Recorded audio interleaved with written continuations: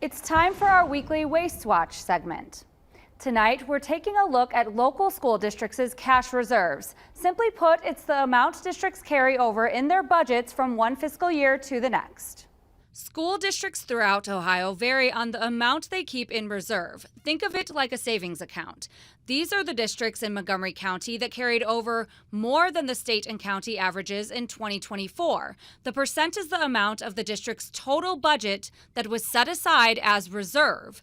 These are the districts that carried over less than the county and state averages in 2024. I spoke with Huber Heights' city schools superintendent, Jason Enix, about why the district didn't spend more than 80% of its budget last year. It does appear that that's a large cash balance, but when you think about what that means, we really look at the cash balance as a little bit of that safety net.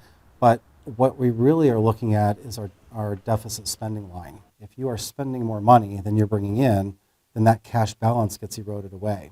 Enix says Huber Heights schools are about 47% funded by the state and around 32% funded through the local levy. The district will have a $6.9 million operating levy on May's ballot, which would generate around $7.8 million a year. So why does the district need more money from a levy? Why not spend what's in its reserve? One of the problems with that is it's fundamentally not staying within your budget. And so if you look at our 5-year forecast, we're projected to be down to about $30 million if something doesn't change in 3 years. By being at $30 million in 3 years, what you're saying is go ahead and expend by $6 million, $8 million, $10 million over what you're bringing in, and then shut it off. Funding security or insecurity can change how much a district keeps in its reserve. This will be Huber Heights' 8th time since 2005 trying to get a levy passed. I spoke with Northmont City Schools' treasurer. This district spends more of its budget, but I was told failed levies are playing into its increased reserve.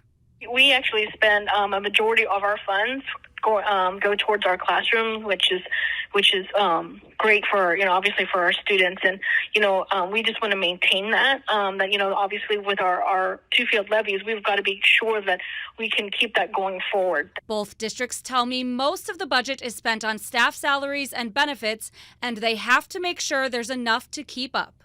We really do have to be competitive in the market, not only for our teachers, but for our paraprofessionals, for administrative staff.